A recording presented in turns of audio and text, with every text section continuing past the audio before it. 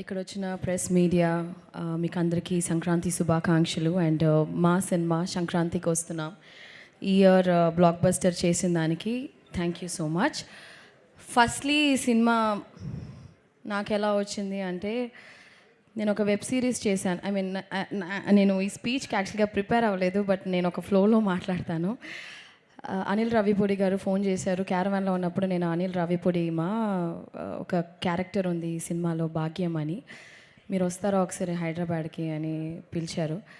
I was like okay sir వస్తాను, కానీ ఏంటి అంటే, లేదు ఒక లుక్ టెస్ట్ చేయాలి, I want see how you look అంటే నాకు ఒక ఐడియా వస్తుంది అంటే. Then I came here. ఆయన గెటప్ వేసి హీ సెడ్ ఓకే ఒక 2 డైలాగ్స్ చెప్పు అన్నారు. So Godavari slang first time నేను కూడా మాట్లాడాను. ఐ డోంట్ రిమెంబర్ ఏం డైలాగ్ అని.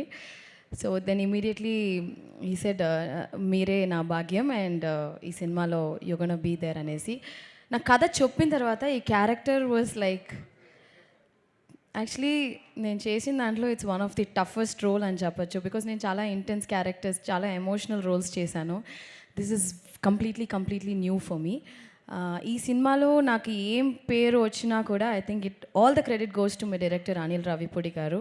ఆయన చెప్పింది ఒక 10-20% చేస్తుంటే, యాక్చువల్గా 100% చేస్తుంటే ఇంకా బాగుండేది. But I think character set అవ్వడానికే ఒక 5-6 డేస్ అయ్యింది. So Anil garu is a fantastic performer and a fantastic human being. Anil garu, మీకు ఈ 8 సినిమాలే బ్లాక్ బస్టర్ కాదు, మీరు ఏ సినిమా చేసినా బ్లాక్ బస్టర్ అవుతుంది. Because you're such a talented person. Not only that, you're a wonderful human being. So మీరు ఎన్ని సినిమాలు చేసినా అవి బ్లాక్ బస్టరే అవుతుంది ఖచ్చితంగా.